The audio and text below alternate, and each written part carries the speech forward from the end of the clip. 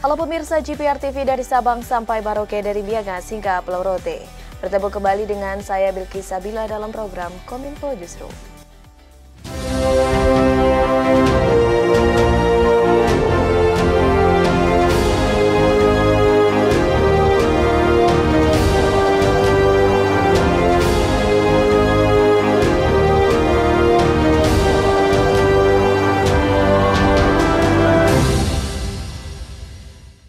Pemirsa, inilah Kominfo Justrum selengkapnya. Presiden Joko Widodo menyaksikan pengucapan sumpah jabatan Arsul Sani sebagai Hakim Konstitusi di Istana Negara Jakarta. Arsul Sani resmi menjadi Hakim Mahkamah Konstitusi menggantikan Wahidudin Adams yang memasuki masa pensiun sejak 17 Januari 2024.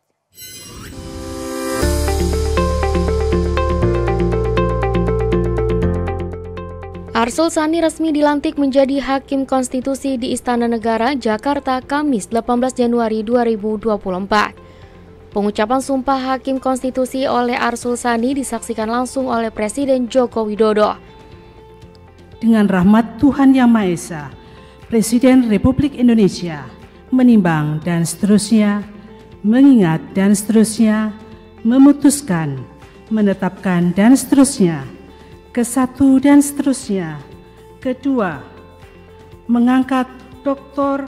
Arsul Sani SH MSI sebagai Hakim Konstitusi terhitung sejak saat pengucapan sumpah janji.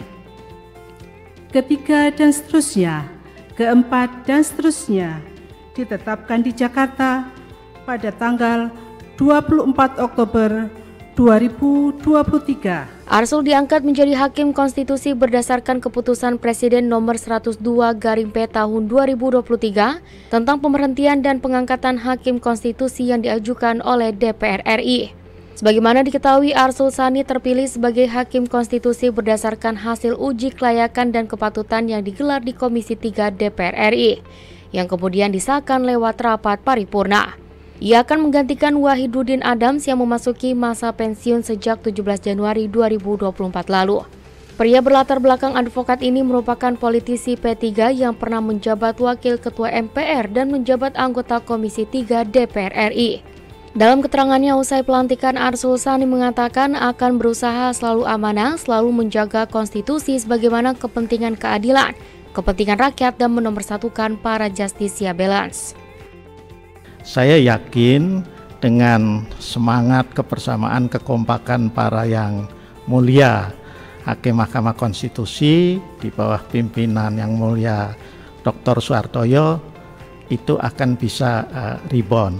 Ini tentu memerlukan juga bantuan semua pihak, terutama dari rekan-rekan media ya. Nah, bantuan yang diperlukan itu apa? Agar saya kira prinsip check and recheck, cover both side ya, itu bisa terus dilakukan ya. Pemirsa, selain melantik Arsul Sani menjadi Hakim Konstitusi, pada hari ini Presiden Republik Indonesia Joko Widodo juga melantik 9 anggota Komisi Pengawas Persaingan Usaha di Istana Negara Jakarta. Dalam keterangan persnya, Ketua KPPU Fansrullah mengatakan akan mengerjakan sejumlah program prioritas, utamanya dalam 100 hari kerja ke depan.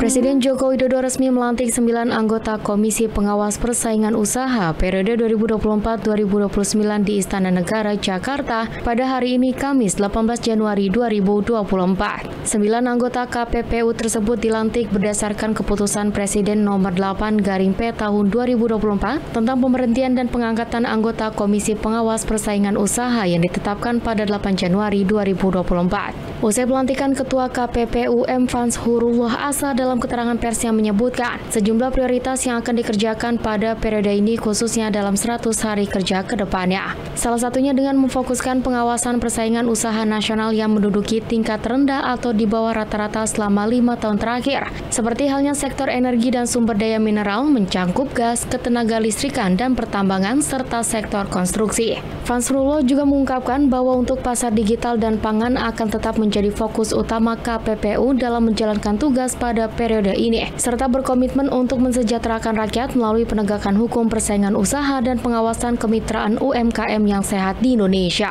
Tugas daripada KPPU sesuai undang-undang itu ada 3, menjaga kepentingan pabrik, yang kedua membuat efisiensi perekonomian nasional, yang ketiga salah satu upaya mewujudkan kesejahteraan masyarakat Indonesia. Menko Polhukam Mahfud MD mengumumkan masa kerja Satgas yang dibentuk pada April 2023 tersebut telah berakhir. Satgas TPPU berhasil mengawasi dan mengevaluasi kembali 300 laporan PPATK serta 1 kasus dugaan pencucian uang dari importasi emas. Menteri Koordinator Bidang Politik, Hukum, dan Keamanan Mahfud MD memaparkan hasil kerja Satuan Tugas Tindak Pidana Pencucian Uang yang berhasil mengawasi dan mengevaluasi kembali 300 laporan PPATK. Mahfud saat jumpa pers di kantor Kemenko menjelaskan, evaluasi dan supervisi 300 laporan hasil analis dan laporan hasil pemeriksaan Pusat Pelaporan dan Analis Transaksi Keuangan tersebut melibatkan 12 ahli dan praktisi yang tergabung dalam Satgas TPPU. Total nilai laporan hasil analisis dan laporan hasil pemeriksaan PPATK yang ditinjau kembali oleh Satgas TPPU mencapai 349 triliun rupiah, termasuk diantaranya 1 kasus dugaan pencucian uang dari importasi emas senilai 189 triliun rupiah. Kurun waktu 8 bulan, Satgas telah melakukan supervisi dan evaluasi penanganan 300 surat LHA, LHP, informasi dugaan TPPU dengan nilai agregat lebih dari 349 triliun. 300 surat LHA, LHP informasi seluruhnya telah dibahas secara sistematis. Satgas TPPU dibentuk berdasarkan hasil keputusan Komite TPPU pada April 2023 yang kemudian disampaikan dalam rapat dengar pendapat bersama Komisi 3 DPR pada 11 April 2023. Satgas TPPU ditugaskan mengevaluasi 300 laporan hasil analisis dan hasil laporan pemeriksaan Pusat Pelaporan dan Analis Transaksi Keuangan sampai 31 Desember 2023 atau masa kerja ditetapkan selama 8 bulan.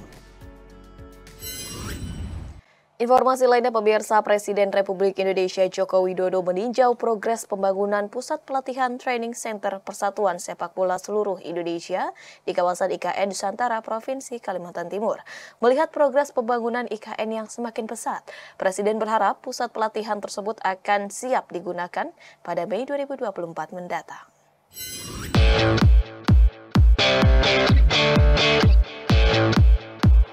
Presiden Joko Widodo pada Rabu 17 Januari 2024 meninjau progres pembangunan Pusat Pelatihan atau Training Center Persatuan Sepak Bola Seluruh Indonesia di kawasan IKN Nusantara, Provinsi Kalimantan Timur. Menurut Presiden, hingga saat ini pembangunan tersebut telah mencapai 20% yang diharapkan selesai pada Mei 2024 dan sudah bisa digunakan untuk training center. Pelatih Timnas Indonesia kategori usia, Indra Syafri, juga mengapresiasi perkembangan Pusat Pelatihan PSSI di IKN Nusantara yang terbilang cepat, di mana menurutnya kehadiran pusat pelatihan tersebut akan mendukung persiapan Timnas Sepak Bola Indonesia. Langkah pemerintah membangun infrastruktur olahraga tersebut merupakan hal yang luar biasa dan menjadi motivasi pula bagi pihak PSSI untuk melakukan persiapan yang lebih fokus ke depannya. Kalau kita lihat ya, memang sudah dimulai dan sampai hari ini sudah selesai berapa persen, Pak? Berapa persen? 20% Pak. 20%. Mei jadi.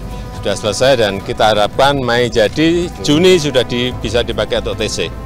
Nah, 20. Untuk U20. Ya, masuk ke sini. Udah. Coach Hendra juga udah sampaikan siap untuk masuk TC di Nusantara. Pemirsa, usai jeda kami akan kembali dengan beragam informasi lainnya. Tetaplah bersama kami dalam Kominfo Newsroom.